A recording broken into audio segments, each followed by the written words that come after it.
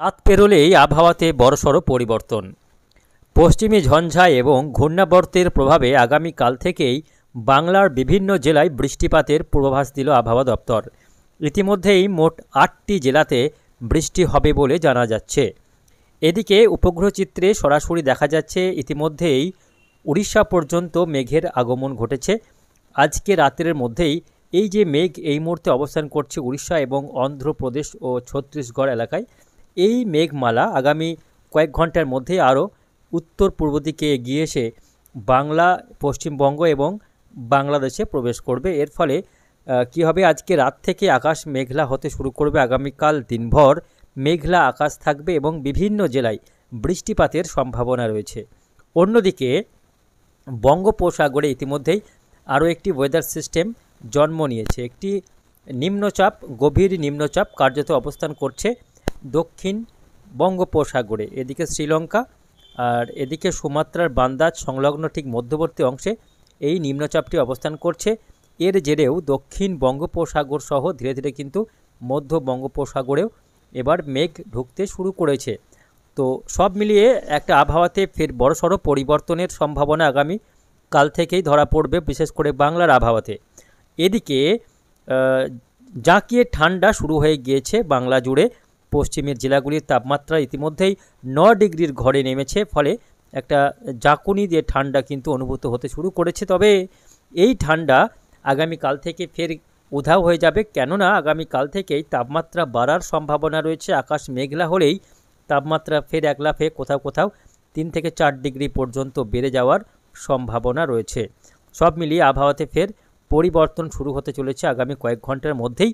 তো শুধু দর্শক, আসুন দেখে নেব যে ঘূর্ণাবর্ত এবং পশ্চিমী ঝঞ্ঝায় তাপমাত্রা কোথায় কেমন বাড়বে, কাল থেকে কোন কোন জেলাগুলিতে বৃষ্টিপাতের সম্ভাবনা রয়েছে, কোথায় কেমন বৃষ্টি হবে।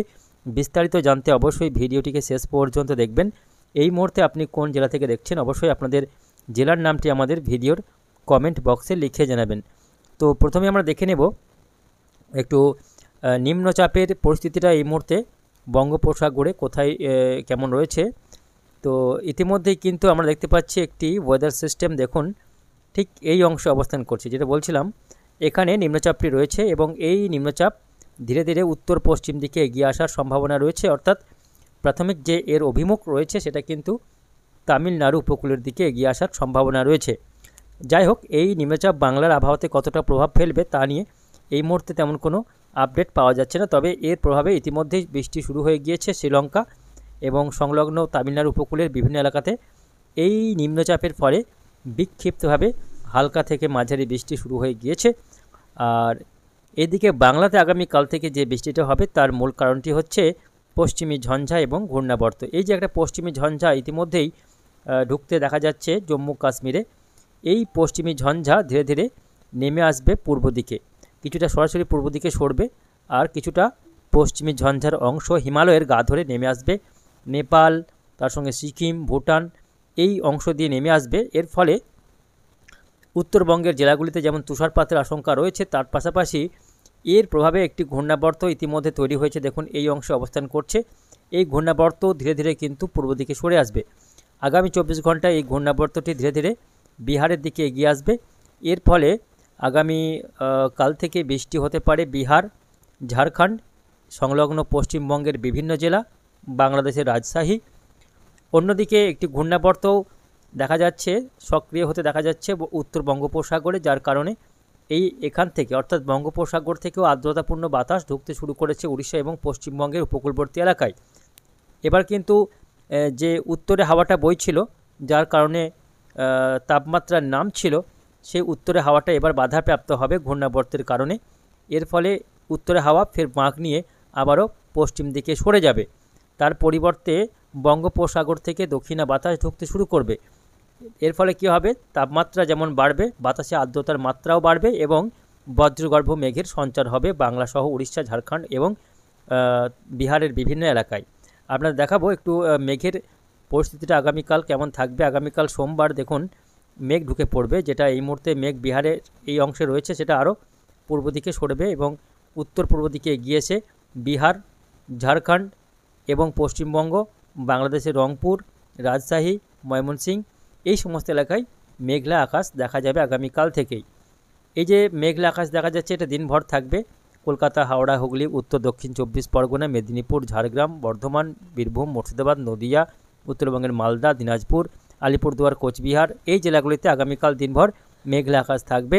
এদিকে বাংলাদেশের রংপুর, রাজশাহী, ময়মনসিংহ, সিলেটেও মেঘলা আকাশ থাকবে। আসাম এবং মেঘালয়েও মেঘলা আকাশ থাকবে।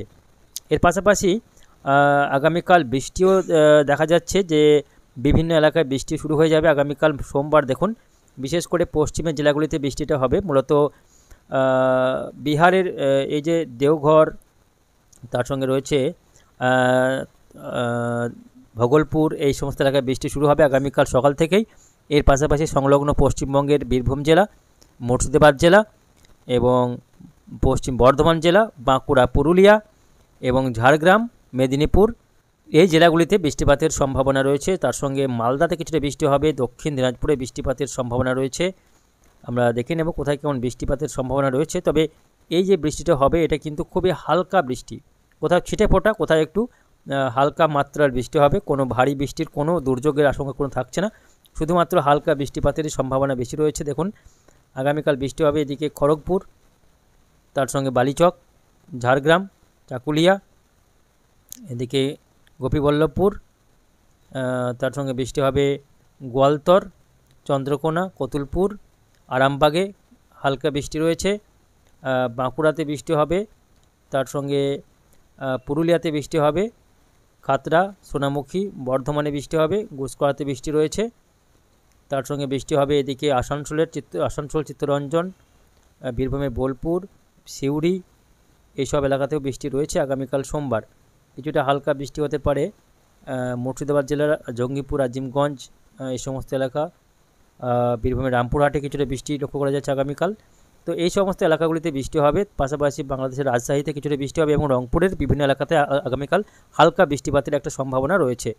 তো এই যে বৃষ্টিটা হতে চলেছে এর প্রভাবে তাপমাত্রা ফের বাড়বে এবং শীতের যে আমেজ এই মুহূর্তে অনুভূত হচ্ছে সেই আমেজটাও এবার ধীরে ধীরে বাংলা থেকে গায়েব হয়ে যাবে এবং এরকম আবহাওয়া আগামীকাল দিনভর থাকছে, বৃষ্টি এবং মেঘলা আবহাওয়া। তবে মঙ্গলবার দেখা যাচ্ছে যে আবহাওয়া ফের পরিষ্কার হতে থাকবে এবং আবারও তাপমাত্রা নামতে শুরু করবে। যদিও আগামীকাল মেঘলা আকাশ থাকবে বিভিন্ন এলাকায়, তবে বুধবার থেকে পাকাপাকিভাবে আবহাওয়াটা ফের পরিবর্তন হবে আবহাওয়াতে এবং মেঘলা আকাশ কেটে আবহাওয়া পরিষ্কার হবে, তাপমাত্রা ফের নামতে শুরু করবে। আগামী 15 ডিসেম্বর হতে আবারও কিন্তু জাঁকিয়ে ঠান্ডা পড়ে যাবে এমনটাই জানা যাচ্ছে। অর্থাৎ মাঝে 24 থেকে 48 ঘন্টা কিছুটা মেঘলা আবহাওয়া এবং বৃষ্টিপাতের সম্ভাবনা রয়েছে। তবে এই বৃষ্টিও ক্ষণস্থায়ী আবারও মোটামুটি 10 তারিখ থেকে অর্থাৎ মঙ্গলবার থেকে আবহাওয়া আবারও শুকনো হতে শুরু করবে। তো এই রয়েছে আগামী কয়েকটা দিনের আবহাওয়ার পরিস্থিতি। আসুন আমরা এবার দেখে নেব আজকে জেলাগুলির সর্বোচ্চ ও সর্বনিম্ন তাপমাত্রার পরিসংখ্যান এক নজরে। তো প্রিয় দর্শক, আজকে হচ্ছে ডিসেম্বরের 8 তারিখ। আজকে আসানসোলে সর্বোচ্চ তাপমাত্রা রেকর্ড হয়েছে 26.1 ডিগ্রি এবং সর্বনিম্ন 12 ডিগ্রি সেলসিয়াস। এদিকে বহরমপুরে সর্বোচ্চ তাপমাত্রা রেকর্ড হয়েছে আজকে 26.6 এবং সর্বনিম্ন 15.8 ডিগ্রি সেলসিয়াস। বর্ধমানে 28 ডিগ্রি এবং সর্বনিম্ন 13 ডিগ্রি সেলসিয়াস। এদিকে দার্জিলিংয়ে সর্বোচ্চ তাপমাত্রা রেকর্ড হয়েছে 12.4 এবং সর্বনিম্ন 5.5 ডিগ্রি। ডায়মন্ড হারবারে সর্বোচ্চ তাপমাত্রা রেকর্ড হয়েছে 29.5 এবং সর্বনিম্ন 15.8।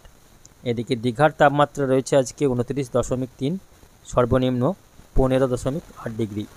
আলিপুরে 26.7 সর্বোচ্চ এবং 15.7 সর্বনিম্ন। দমদমে 27 ডিগ্রি সর্বোচ্চ এবং 13.6 সর্বনিম্ন তাপমাত্রা রেকর্ড করা হয়েছে। হাওড়াতে 26 ডিগ্রি সর্বোচ্চ এবং 14.4 ডিগ্রি সর্বনিম্ন। নদিয়াতে 27.2 সর্বোচ্চ এবং 13.2 সর্বনিম্ন। মুর্শিদাবাদে 29.1 সর্বোচ্চ এবং এদিকে পুরুলিয়াতে সর্বোচ্চ তাপমাত্রা আজকে রয়েছে 26.3 এবং সর্বনিম্ন 9.1। এটাই কিন্তু আজকে পশ্চিমের জেলাগুলির মধ্যে সর্বনিম্ন তাপমাত্রা পুরুলিয়াতে রেকর্ড করা হয়েছে 9 ডিগ্রির ঘরে। এদিকে শান্তিনিকেতনে আজকে সর্বোচ্চ তাপমাত্রা রেকর্ড হয়েছে 25.6 এবং সর্বনিম্ন 11 ডিগ্রি সেলসিয়াস।